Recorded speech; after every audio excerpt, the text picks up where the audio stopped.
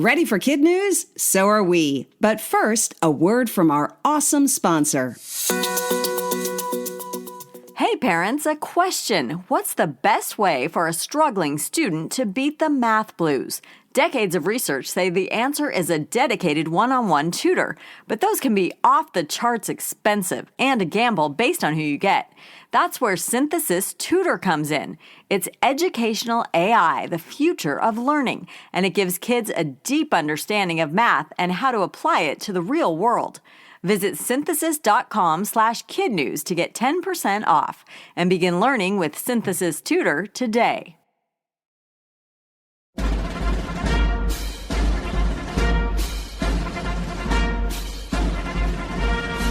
Good morning and welcome to Kid News. I'm Tori. It's Monday, February 19th, 2024. And in all likelihood, you're listening while enjoying a day off from school. For that, you can thank the President of the United States, not just our current Commander-in-Chief, but all 46 who've served our country because today is a federal holiday in their honor. But that wasn't always the case. Back in the 1800s, the recognition was intended for only one president, George Washington, and was held on February 22nd, his actual birthday. These days, President's Day is used to celebrate all U.S. presidents, past and present, and it's always observed on the third Monday in February.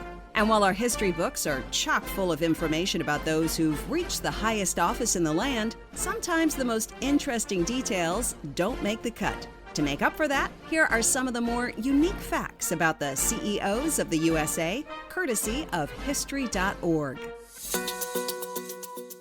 Our first, George Washington, was not only a hero general who led the country through the American Revolution, he also created the Badge of Military Merit to honor the heroism of his soldiers. The nation's oldest military decoration is now known as the Purple Heart and features his likeness. Less known, his ability to bust a move. Mr. Washington reportedly loved to dance, and first-hand accounts from back in the day suggest he was quite good at it.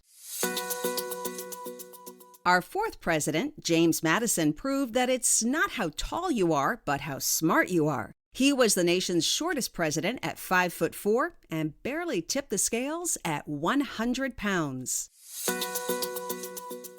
Number 8, Martin Van Buren, was the first president born an American. The birth year of all previous presidents was before 1776, which made them, originally, British subjects.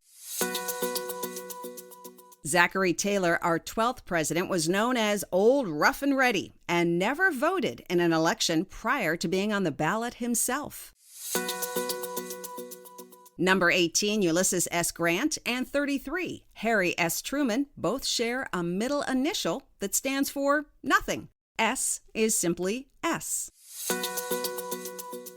Lyndon B. Johnson's first career was as a teacher. He worked at a school near the U.S.-Mexico border for 4 years before launching a career in politics.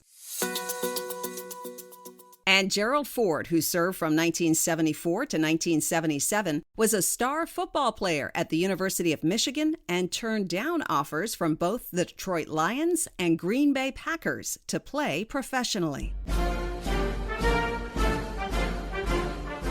Even though today was made into a federal holiday recognizing all the presidents, a handful of states reserve the honor only for Mr. Washington. Illinois, Iowa, and New York, for example, still refer to the third Monday in February not as President's Day, but as Washington's birthday. And in Virginia, where Washington was born and lived much of his life, it's simply known as George Washington Day. Also carving out time, just for number 1, the U.S. Senate. Every year since 1896, Washington's 7,640-word farewell address gets read by a senator during a legislative session on or around his actual birthday of February 22nd. This year, the honor goes to Senator Cardin of Maryland.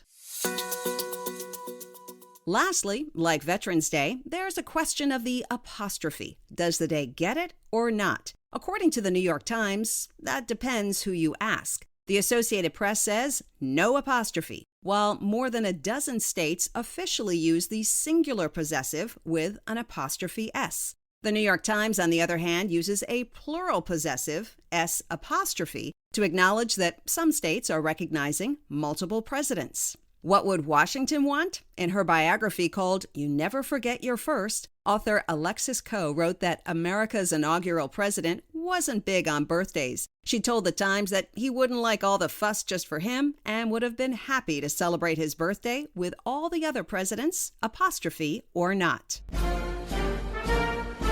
Thanks for tuning in today. If you'd like more cool President's Day info, check out the Kids Connect worksheet available for free in the resources section of our website, kidnuz.org. Enjoy your day off. We'll see you back here for another fun, fresh episode of Kid News tomorrow morning.